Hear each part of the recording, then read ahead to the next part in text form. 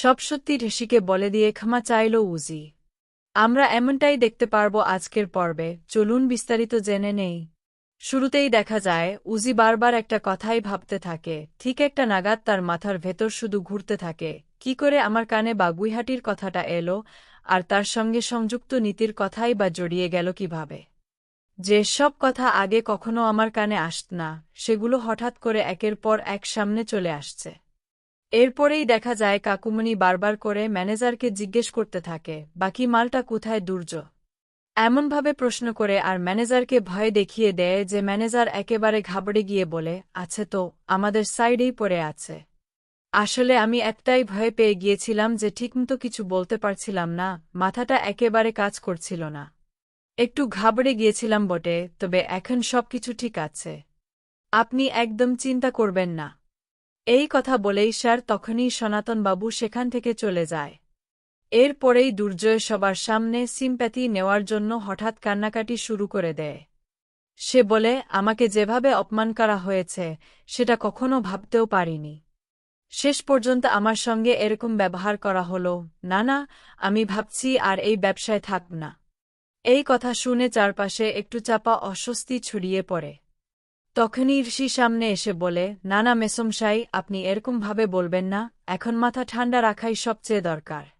এর মধ্যেই সবাই একসঙ্গে প্রশ্ন করে ওঠে, আচ্ছা কাকুমণি, বাগুইয়াডির কথাটা তোমাকে কে বলেছিল, তুমি কার কাছ থেকে জানতে পেরেছিলে?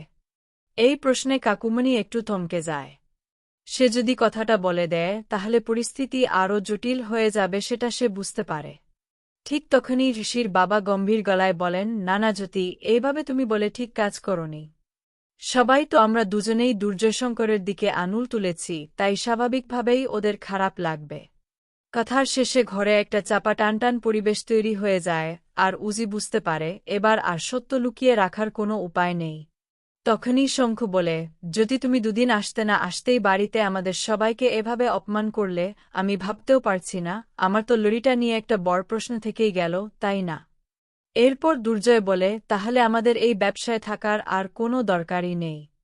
ঋষি বলে, আমি জানি আপনাদের সঙ্গে অন্যায় হয়েছে, ভুল হয়ে গেছে, যদি ওকে ক্ষমা করে দেবেন, কিন্তু আমি কথা দিচ্ছি এরকম আর কখনো হবে না। তার মধ্যেই ঋষি বলে, শেষ পর্যন্ত আমার বরকে এইভাবে বাড়িতে সন্দেহ করা হলো, এটা মোটেই ঠিক কাজ হয়নি। বাবা, আপনার সামনে দাঁড়িয়ে আপনার মেয়ে জামাইকে অপমান করা হলো আর আপনি চুপ করে দেখলেন। ঋষির বাবা বলে, যদি ভুল হয়ে থাকে তাহলে এভাবে কথা বলো না, যাই হোক একটা ভুল বোঝাবুঝি হয়েছে দুর্জয়, তুমি এসব নিয়ে মাথা ঘামিও না, ছোট মানুষ ভুল করেই ফেলে। দুর্জয় মনে মনে ভাবে, ভুলটা যদি না করত তাহলে ভালোই হতো, কিন্তু ভাগ্যিস পুরো কথাটা শুনতে পায়নি, না হলে যে কি সর্বনাশ হতো তা ভাবতেই ভয় লাগে। এরপর সবাই যে যার ঘরে চলে যায়, তখন কাকিমণিকে বলা হয়, আপনি কাল সাইটে গিয়ে একবার মালটা চেক করে নেবেন, আমার এখনও সন্দেহ কাটছে না, কারণ বাগুইহাটির কথাটা আমি এমনি এমনি শুনিনি, নিশ্চয়ই এর পেছনে কোনো কারণ ছিল। কাকিমনি বলে, ঠিক আছে, তুমি যখন বলছো আমি গিয়ে দেখব, তবে নিশ্চিত না হয়ে কাউকে কিছু বলা ঠিক নাই, এতে নিজের ইমপ্রেশন খারাপ হয়ে যেতে পারে। এর মধ্যেই শঙ্খ, ঐশী আর কাকিমনি তিনজন মিলে কথা বলতে থাকে। ঐশী বলে, ওর সাহস দেখে আমি অবাক হয়ে যাচ্ছি, আমার সঙ্গে আর আমার বরের সঙ্গে এভাবে ব্যবহার করছে, ও জানে না এর জন্য কি শাস্তি রয়েছে, বেশি বাড়াবাড়ি করলে আমি ওকে এই বাড়িতে থাকতে দেব না, ওর সব রাস্তা বন্ধ করে দেব। কাকিমণি বলে, আচ্ছা ঐশী, যদি ও প্রশ্ন করে তুমি তো বিয়ে হয়ে যাওয়া মেয়ে, তাহলে এখনও এই বাড়িতে কেন থাকছ, তখন তুমি কি বলবে? ঐশী বলে, যা বলার আমি বলে দেব, কিন্তু আমি আর ওকে এই বাড়িতে কোনোভাবেই সহ্য করব না।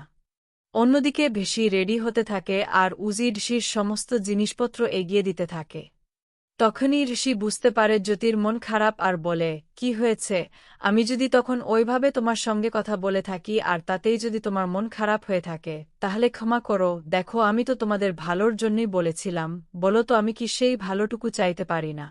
তখন জ্যোতি বলে, আমাকে ক্ষমা করবেন, কিন্তু কথাগুলো এখন বলতে হচ্ছে, আপনার জেলে যাওয়া আর আপনার সমস্ত ঝামেলা নিয়ে মা কদিন ধরেই খুব চিন্তায় ছিল, কিন্তু আপনি ফিরে আসার পরে মা ভীষণ খুশি হয়েছে, কত পিঠে পুলি বানিয়েছিল জানেন, আপনি একটু মুখে দেননি বলে বাড়ির কেউই খায়নি, সব পিঠে নষ্ট হয়ে গেছে, কারণ আপনি খাননি, আমরা কি করতে পারি বলুন তো? তখন ঋষি বলে, কিন্তু তোমরা খাওনি কেন, আমি তো সেটাই বুঝতে পারছি না।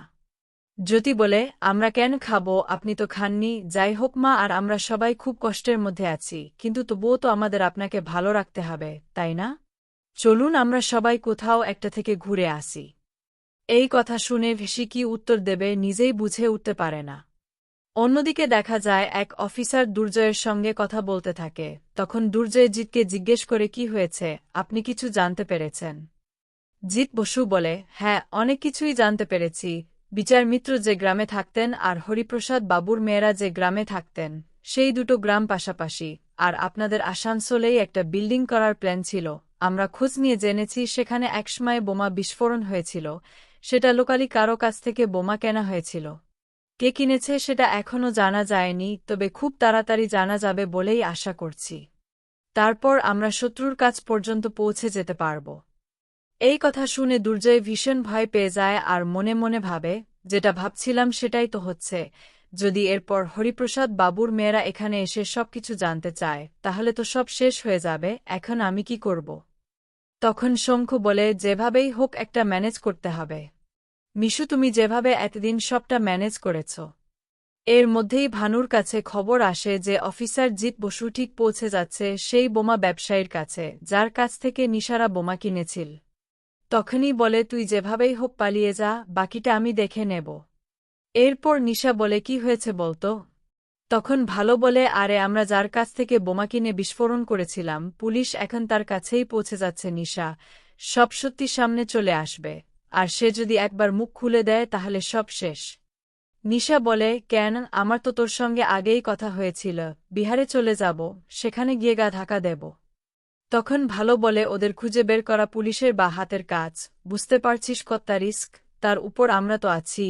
এর মধ্যে যদি হরিপ্রসাদ বাবুর মেয়ে যে তোরা, সেটা ঢিসির বাড়ির কেউ জেনে যায় তাহলে সব শেষ হয়ে যাবে। এমনিতেই তুই বললি তোদের ছবিকে একজন ঋষির কাছে পাঠিয়েছে, তার মানে সে খুব ভালো করেই জানে তোরা কে। বুঝতে পারছিস নিশার সামনে অনেক বড় গণ্ডগোল হতে চলেছে। এর মধ্যেই ঋষি বাড়িতে সবার সঙ্গে কথা বলতে থাকে আর তার মাকে জানিয়ে দেয় যে সে গ্রামের বাড়িতে ঘুরতে যেতে রাজি আছে। তখনই মা বলে, ভুবন করে চল, আমরা সবাই মিলে যাই, শুনেছি ওখানে তোদের রিসর্ট হচ্ছে। শঙ্খ বলে, হ্যাঁ, ওখানেই তো আমাদের রিসর্টটা হচ্ছে, তার পাশেই জমিও নেওয়া হয়েছে। তখন মা বলে, তাহলে তো খুব ভালো, কাজটা কতটা এগোল সেটাও দেখা যাবে আর সবাই মিলে আনন্দ করা যাবে। এরপর ডুসি বলে, মা, আমার ভুল হয়ে গেছে, তোমার সঙ্গে ওইভাবে ব্যবহার করা ঠিক হয়নি। আসলে কয়েকদিন ধরে আমি খুব অস্থির, ভালো লাগছে না, সবকিছুতেই টেনশন হচ্ছে, বারবার মনে হয় আমার পরিবারের জন্য কোনো বিপদ না হয়। তখন উজি বলে, কোনো বিপদ হবে না, আমরা সবাই মিলে যাব, খুব মজা করব। এরপর শোভাদেবী বলে, আমাদের জ্যোতি আছে তো, ও সবটা সামলে নেবে। এরপর নিশা ফোন করে উইকে বলে, আমি তোর বাড়িতে কয়েকদিন থাকতে চাই, তারপর আমরা সবাই মিলে বোলপুরে গিয়ে পিঠে পুলি উৎসবের আয়োজন করছি, তুইও তাহলে চল। নিশা রাজি হয়ে যায়। এরপর ভালো বলে, তুই যাবি তো নিশা? নিশা বলে, যাব তো, কিন্তু মনে মনে প্ল্যান করতে থাকে অনুষ্ঠানটা কোনোভাবেই সাকসেসফুল হতে দেবে না।